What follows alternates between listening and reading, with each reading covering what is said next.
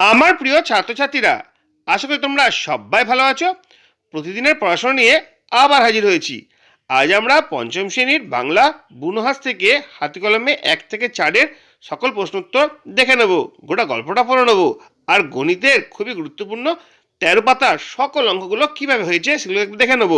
যদি আজকে ভিডিওটা ভালো লাগে, লাইক কমেন্ট শেয়ার করবে। চ্যানেলে যদি নতুন থাকো, চ্যানেলটা সাবস্ক্রাইব করে পাশ লাগা বেল আইকনটা বাজিয়ে দেবে, যাতে আমার তৈরি পরবর্তী ভিডিওগুলো সবার আগে তোমাকে পৌঁছায়। চলো পড়াটা শুরু করছি। প্রথমে আমরা বুনহাস দেখব, তারপরে আমরা অঙ্কটা দেখে নেব। তারপরে একটা অঙ্ক আছে, সেই অঙ্কটা আমরা শিখে নিচ্ছি। স্কুলের মাঠের পাঁচিলে তৈরি করার জন্য 8,000 ইট এসছে, তার মধ্যে 3,832 ইট গাঁথা হয়ে গেছে। কটা ইট পড়ে আছে দেখো। পড়ে আছে, পচে গেছে, চলে গেছে, মরে গেছে বললে আমরা বিয়োগ করি। এক্ষেত্রে বিয়োগ করতে হবে। উপরে 8,000, নিচে 3,832। দেখো, শূন্য থেকে 2 বিয়োগ করা যায় না। পাশের ঘর থেকে ধার নিতে হবে। পাশের ঘরে শূন্য রয়েছে, সেখান থেকে ধার নিতে যায় না, তার পাশের ঘর থেকে ধার নিতে হবে। তাই সংখ্যা সাজালে কী হয়ে যাচ্ছে দেখো, 7,000, এখানে হচ্ছে 10, এখানে হচ্ছে 9, 9, 10, তাই তো। 10 থেকে আমরা 2 বিয়োগ করব, হয়ে যাবে 8। 9 থেকে আমরা 3 বিয়োগ করব, হয়ে যাবে 6। আবার দেখো 9 থেকে 8 বিয়োগ করব, হয়ে যাবে 1। আর 7 থেকে 3 বিয়োগ করব, হয়ে যাবে 4।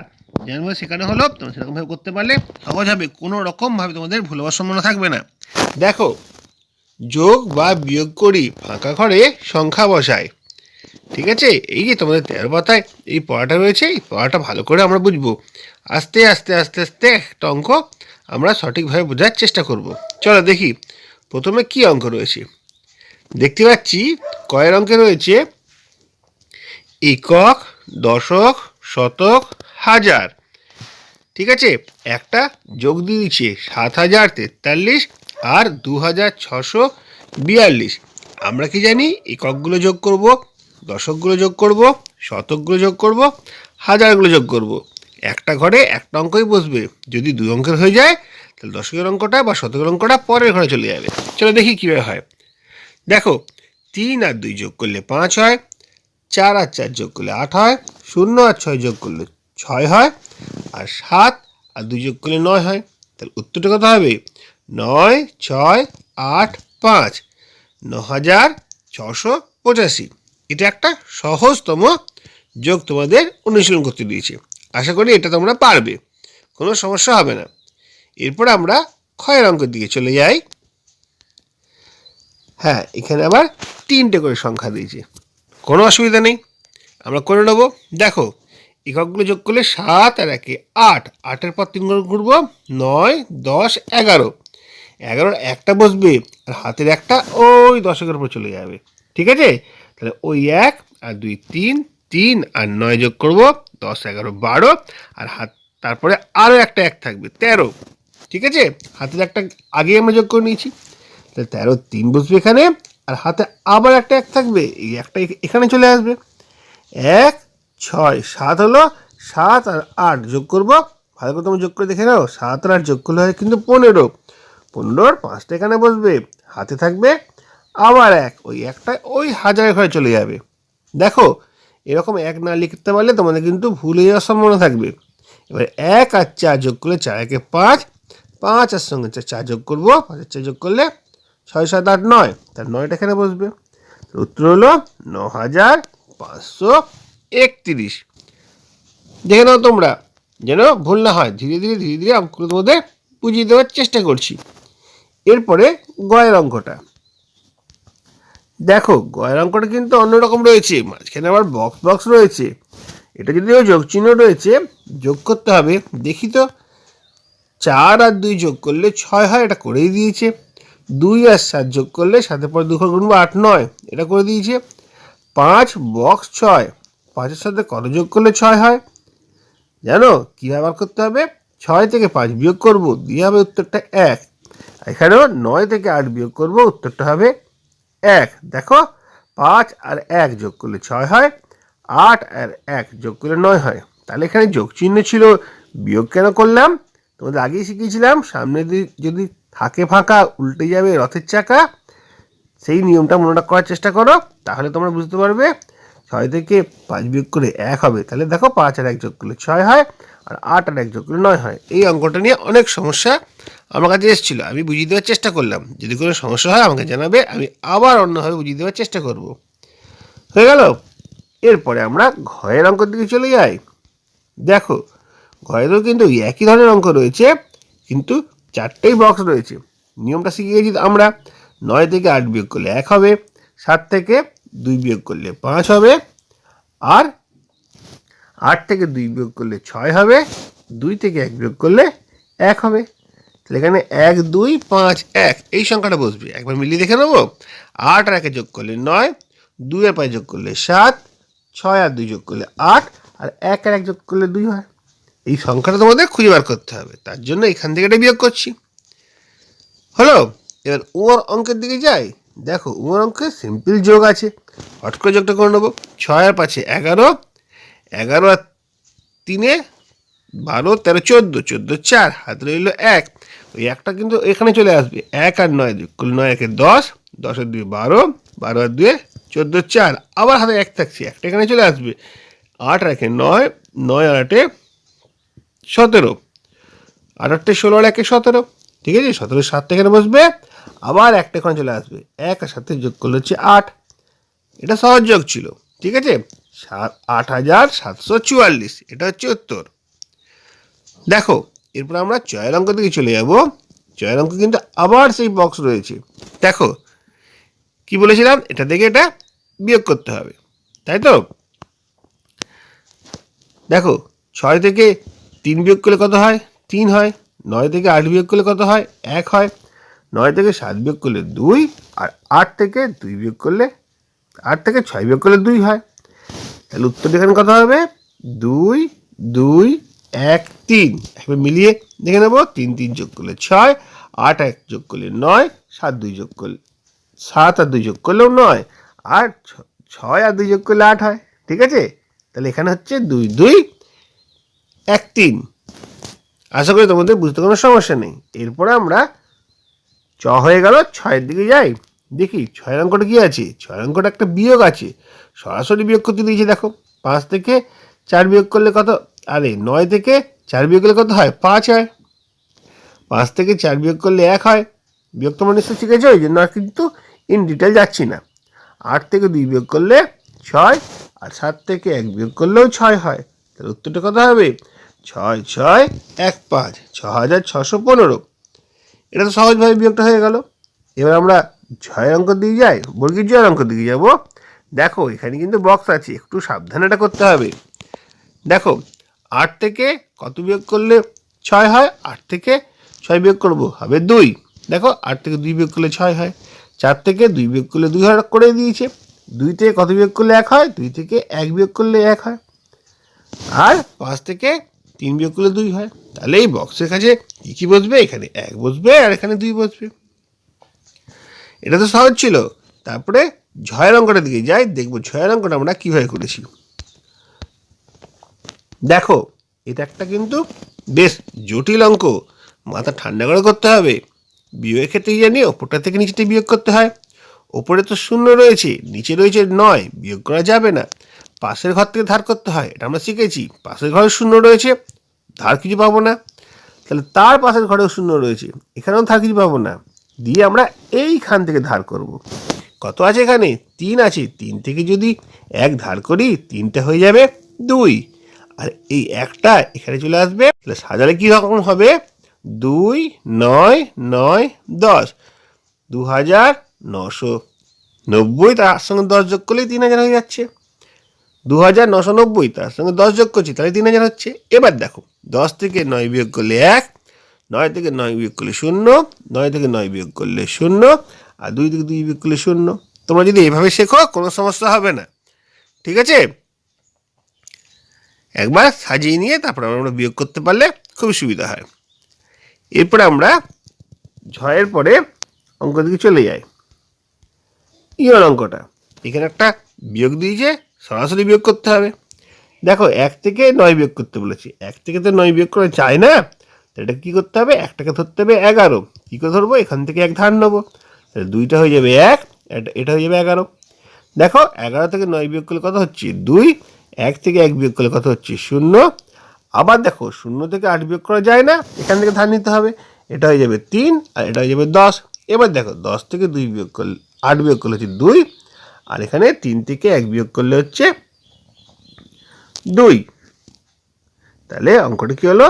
2201, 2202। হ্যাঁ, তাহলে 2202 এটা হচ্ছে এখানকার উত্তর। ভালো করে দেখে নাও তোমরা কীভাবে ধার নিলাম আর কোনটার সঙ্গে কোনটা হিসেব হলো। এরপরে আমরা টয়ের অঙ্কের দিকে চলে আসি। দেখো টয়ের অঙ্কটা খুব সাবধানে বুঝবে। এই অঙ্কটা একটা একদম অন্য ধরনের অঙ্ক। দেখো 1 থেকে কত বিয়োগ করলে 2 হয়? এটা তো অসম্ভব। 1 থেকে কিছুতেই 2 আসা যায় না বিয়োগ করে। তাহলে একটাই কত ধরবো? 11 ধরবো। ঠিক আছে, কিন্তু ওই একটা পাবো থেকে পাঁচের ঘর থেকে পাবো। তাহলে 8 থেকে নিয়ে নিলাম, 8টা হয়ে গেলো 7 আর এটা হয়ে গেলো 11। এবার দেখি 11 থেকে 2 বিয়োগ করলে কত হয়? 11 থেকে 2 বিয়োগ করলে 9 হয়। তাহলে এখানে 9 বসাবো।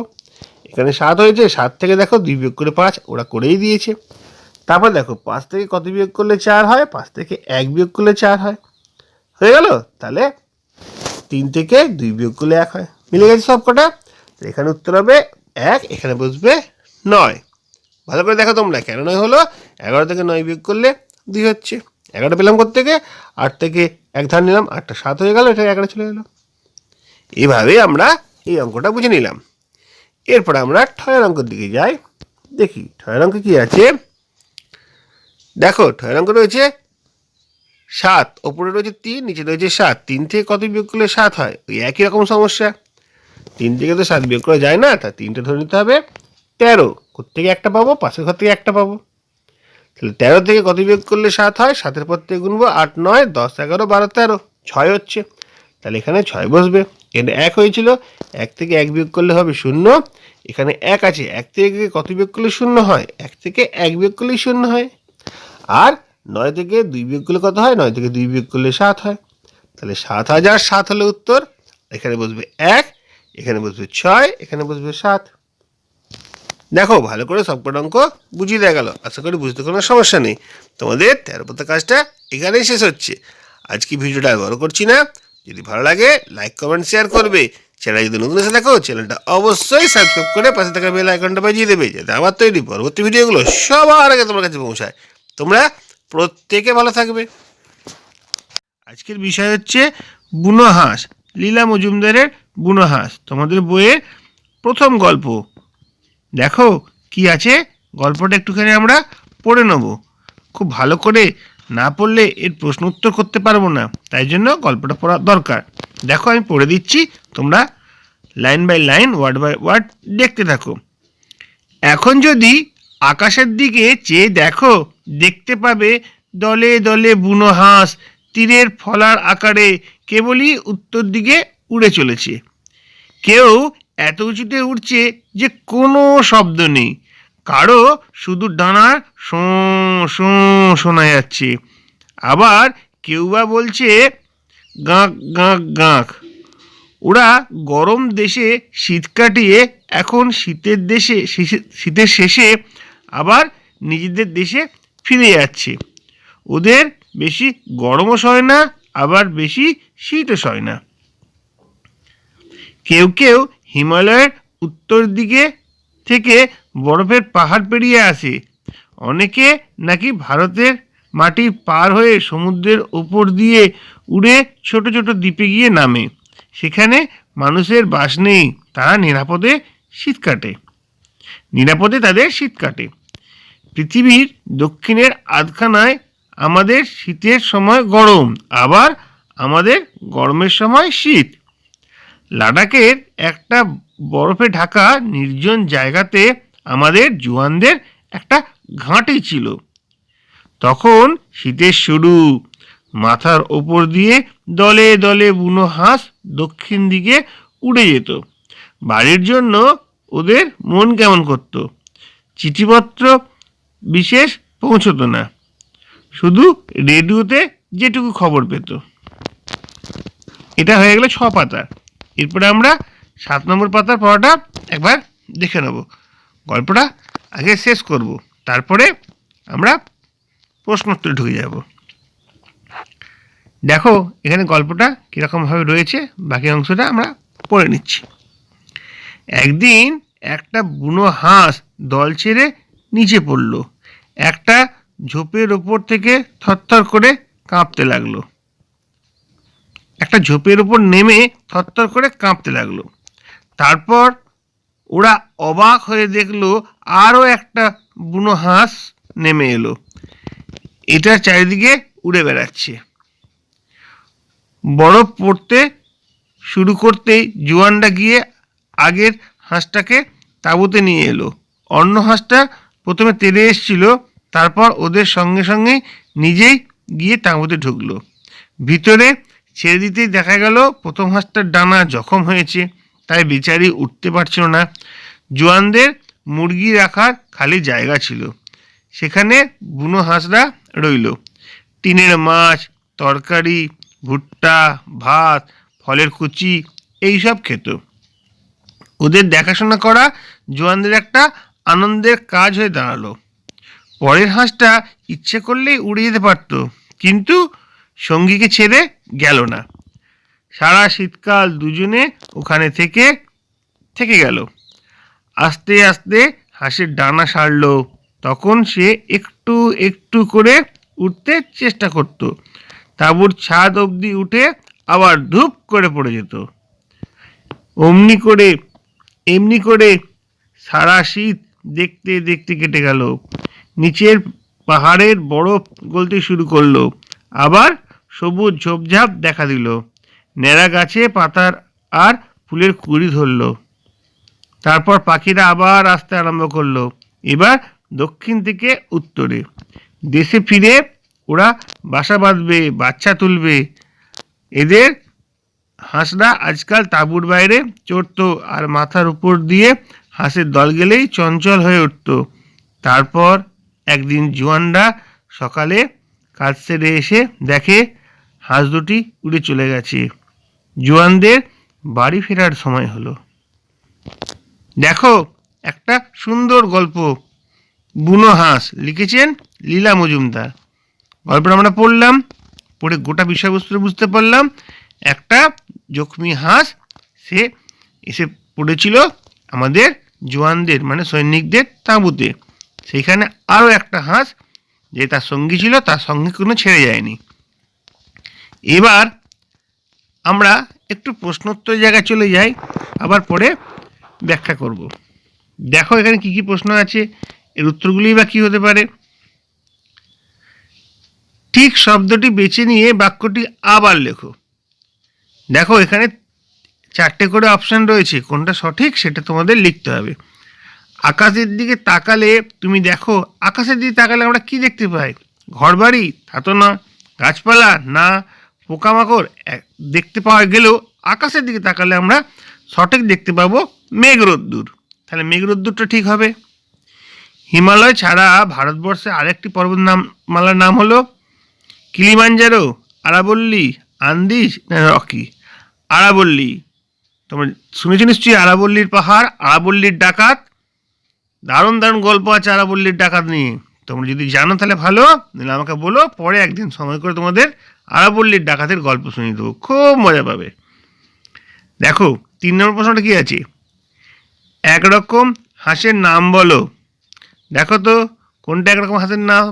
সোনা হাঁস, কুনো হাঁস, কালী হাঁস, বালি হাঁস।